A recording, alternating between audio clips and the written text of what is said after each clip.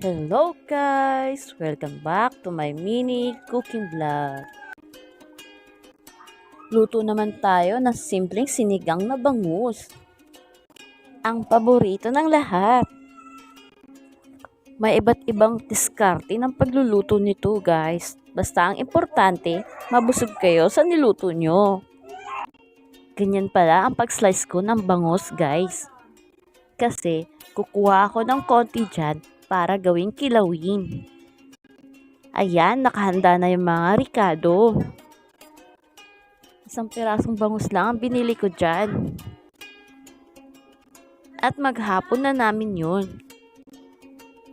Nagpakulo pala ako ng tubig dyan at nilagay ko yung sampalok para makuha natin yung katas. Nilagay ko na rin yung mga ricado katulad ng sibuyas, kamatis, luya, at siling haba.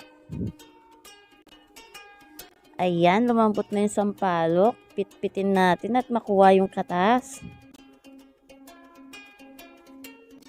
Meron namang nabibiling sinigang mix. Pero yan kasi ang nakita ko. Natural way na pampaasim.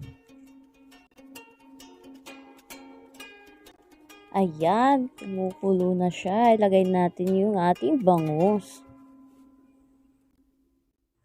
Ilagay natin yung siling haba. At lagyan natin ng pampalasa, asin, or patis. Lagyan din natin yan ng magic sarap. Ayan, nilagyan na natin yung pampaasim.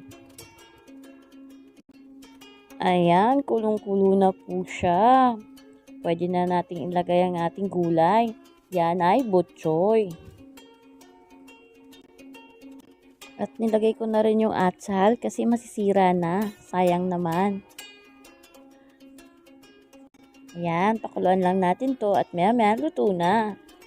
Ayan, kain na po tayo. Thank you for watching guys. Sa uulitin.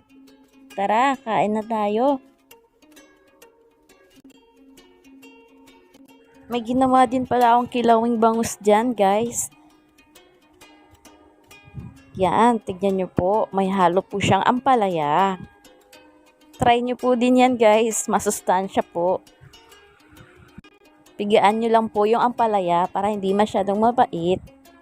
Saka nyo ihalo sa kilawin.